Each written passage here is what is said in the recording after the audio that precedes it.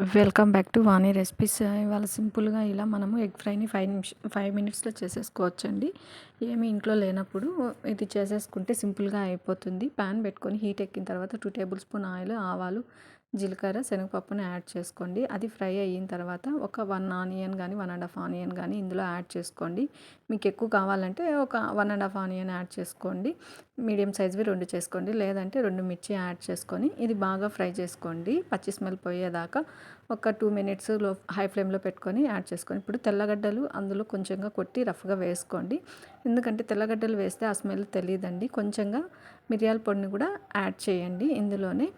ఇవి 2 పడితేనే ఎగ్ ఫ్రైకి కానీ ఎగ్ రెసిపీ ఏదైనా కానీ టేస్టీగా ఉంటుందన్నమాట, స్మెల్ తెలియకుండా. అదేవిధంగా కొంచెం సాల్ట్, కొంచెం పసుపుని యాడ్ చేసి బాగా ఫ్రై చేసుకోండి మెత్తగా అయ్యేంత వరకు.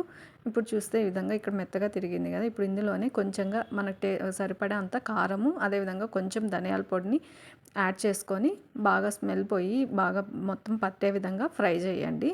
అది బాగా ఫ్రై చేసుకున్న తర్వాత అందులోనే మీకు ఎన్ని ఎగ్స్ కావాలో అన్ని ఎగ్స్ యాడ్ చేసుకోండి. నేనైతే 5 ఎగ్స్కి ఈ మసాలా ఇంత యూస్ చేశానండి. 2 ఆనియన్స్ వేసుకున్నాను మీడియం సైజ్వి. ఇప్పుడు నేను ఇందులో 5 ఎగ్స్ యాడ్ చేస్తున్నాను. ఈ విధంగా అయిన తర్వాత దీన్ని ఫస్ట్ అయితే లో ఫ్లేమ్లో పెట్టుకొని ఎగ్స్ అన్నీ వేసుకోండి, లేదంటే కింద అడుగు అంటిపోతుంది.